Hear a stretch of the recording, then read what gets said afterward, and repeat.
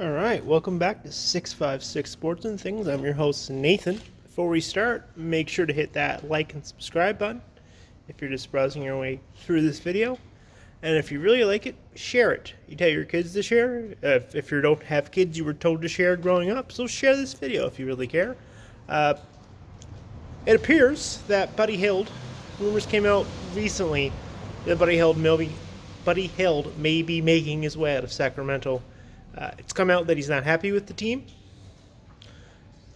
He's a little older than a lot of people think. He did spend 4 years in college. So he's getting a little older. I believe he's selling his rookie deal. I believe he does get traded. I think Sacramento will trade him. If he says he's not signing there, then you don't want to lose him for nothing. I don't think the Kings could really sign him for nothing and really be okay with that. That's right in your face, that lead. I'll turn this way again. He hasn't played in the playoffs yet. I think he wants to play in the playoffs. There's talks of him going to LA, because of course there's talks of him going to LA.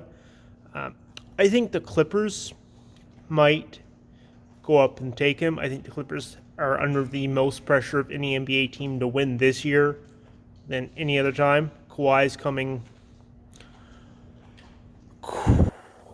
is on his last year of his deal. If he opts out, Paul George is on his last year. They publicly said they want a guard very recently, more of a scoring guard. That's that Newfoundland accent right there.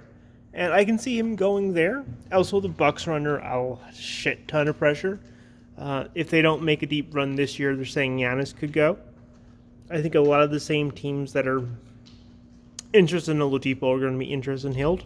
Victor Oladipo becomes a little bit less of a risk because he has that 1 year deal. So if he doesn't like it, he can be shipped off. But if you're Buddy Hield, I mean, this could be your last shot.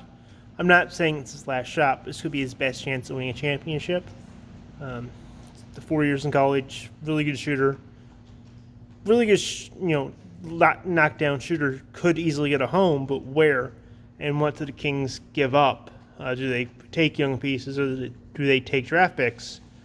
If it's draft picks, I can see maybe the Warriors swinging a deal. But then, what have